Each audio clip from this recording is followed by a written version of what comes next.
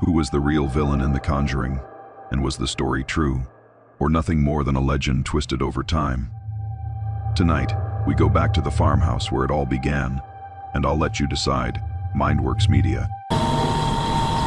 In the quiet hills of Harrisville, Rhode Island, stands an old farmhouse wrapped in fog and memory, a place where history and haunting seem to blend into one.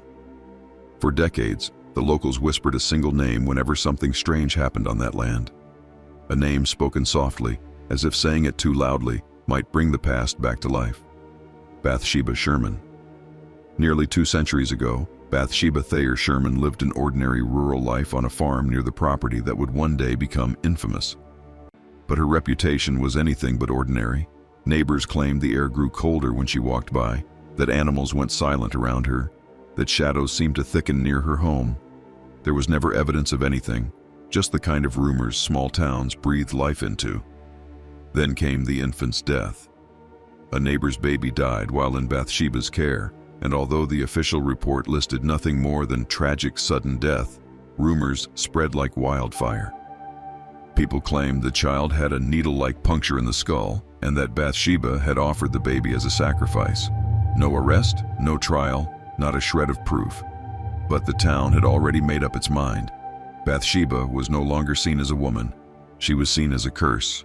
The stories deepened. People whispered about late-night rituals in the woods, about strange markings on her barn, about livestock found twisted or drained. Whether any of it was true didn't matter. In a place ruled more by superstition than fact, rumors quickly became legend. Bathsheba died on May 25, 1885, at 73 years old. The official cause was paralysis, yet the rumors continued. They said she was found twisted into a position no person should have been able to die in, her face frozen in terror. Her grave was placed in the Harrisville cemetery, but according to locals, her spirit never truly rested. For nearly a century, the land stayed quiet. Then, in the early 1970s, the Perron family, parents and 5 daughters, moved into the old Harrisville farmhouse, hoping for a fresh start. But from the moment they arrived, something felt wrong. Doors creaked open on their own. Rooms plunged into cold pockets of air. The children saw figures standing just past the edge of doorways. Footsteps wandered the halls at night when everyone else was asleep. At first, the parents tried to brush it aside. New house, old wood, nothing more. But the mother, Carolyn, became the target of something darker. She noticed a rotten smell that followed her from room to room. She felt watched constantly. She dreamed vividly of violent things she couldn't explain, and one night, as she stood alone in the hallway, she froze.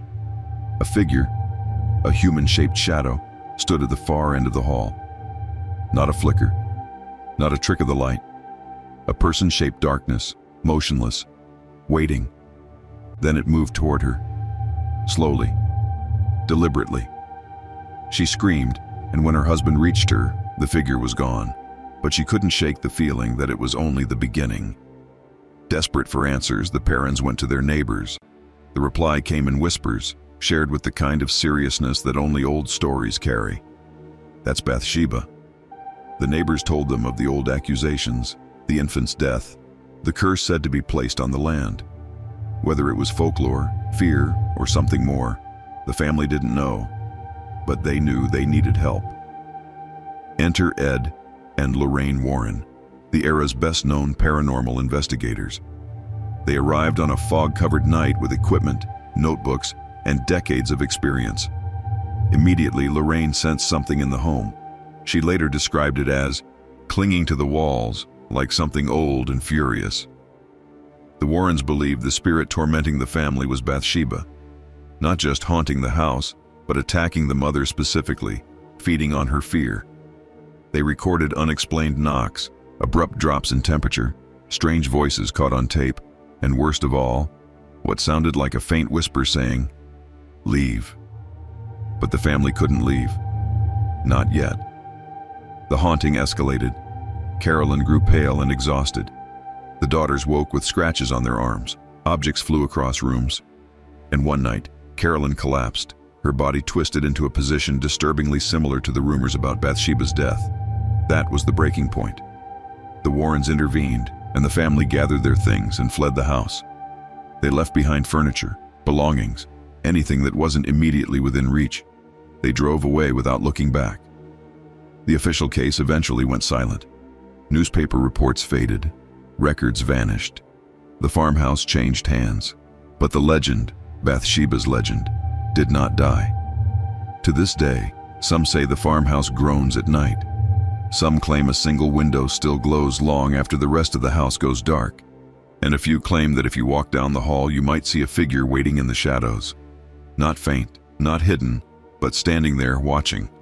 Watching, because Bathsheba never left. And according to the oldest stories, she never intended to. Mindworks Media, where the stories the world tried to erase come back into the light. Tap follow, and tell me which legend you want unearthed next.